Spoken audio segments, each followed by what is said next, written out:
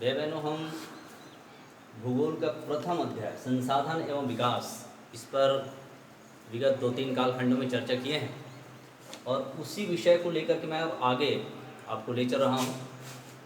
आज हम प्राकृतिक संसाधन, तो प्राकृतिक संसाधन के बारे में मैंने पहले आपको बताया कि प्रकृति द्वारा प्रदत्त वे सभी संपदाएं जिसका उपयोग मनुष्य अपनी दैनिक जीवन में करता है, जिसके निर्माण में मनुष्य का हाथ नहीं होता है, वो प्राकृतिक संसाधन कहलाता है। अब प्राकृतिक संसाधन को हम अलग अलग वर्गों में बांटते हैं, उसकी प्रकृति के आधार पर उसको अलग अलग वर्गों में बांटा गया है, जैसे जैविक संसाधन, अजैविक संसाधन। तो आखिर ये दोनों में अंतर क्या है? जैविक संसाधन किसे कहेंगे, अजैविक संसाधन किसे कहेंगे?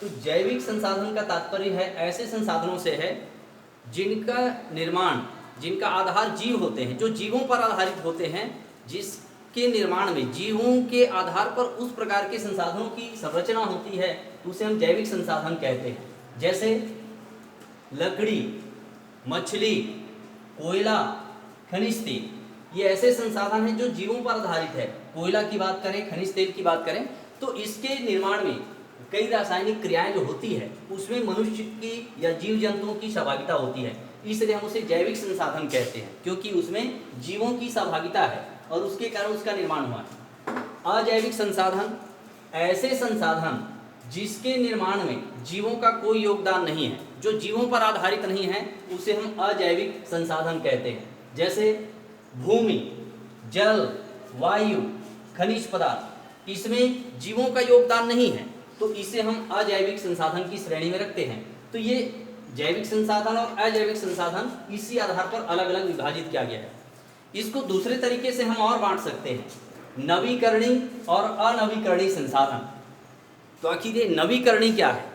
नवीकरणीय संसाधन ऐसे संसाधन हैं जो प्रकृति द्वारा बहुत सारी मात्रा में उपलब्ध है, जिसका निर्माण एक बार होता है, परंतु जब हम उसका निरंतर उपयोग करते हैं तो यह सतत रूप से उसका नव निर्माण चलते रहता है, अर्थात उसका नया निर्माण होता है। जैसे वायु, जल, इस पर हम विचार करें, वायु का निर्माण, नव निर्माण होते रहता है। हम ऑक्सीजन के रूप में हवा को ग्रहण करते हैं, मगर उसके बावजूद भी हवा खत्म हो गया ऐसी कोई बात नहीं है।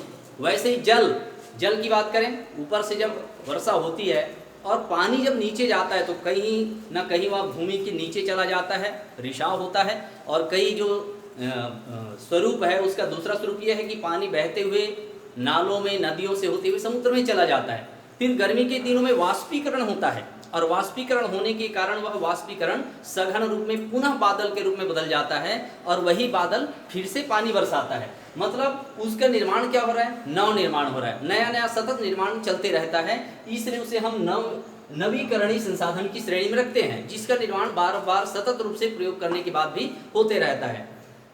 आगे देखते हैं अनवीकरणीय संसाधन, ऐसे संसाधन जिसका निर्माण प्रकृति द्वारा भी हो रहा है, परंतु जब मनुष्य उसकी सतत रूप से उसका उपयोग करता है तो इसकी मात्रा सीमित मात्रा में है। मतलब इसका जब हम अत्यधिक उपयोग करते हैं तो इसका संभावना ये है कि कहीं न कहीं वह कुछ दिनों के बाद, कुछ वर्षों के बाद, कुछ हजार वर्षों के बाद वो कहीं न कहीं समाप्त हो जाएंगे। जैसे उदाहरण के लिए कोयला प्रकृति द्वारा प्रदत्त है, मगर जब मनुष्य उसका निरंतर उपयोग करेगा तो एक दिन ऐसा आएगा कि कोयला की खदानों से कोयला निकलना बंद हो जाएगा।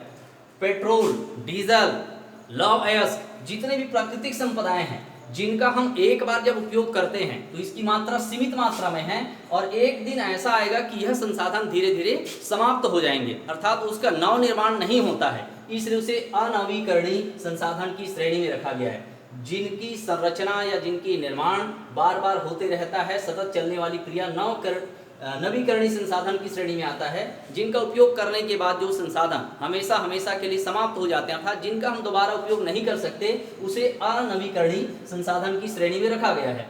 तो यहाँ पर जैविक संसाधन और अजैविक संसाधन, फिर नवीकरणीय और अनवीकरणीय संसाधन।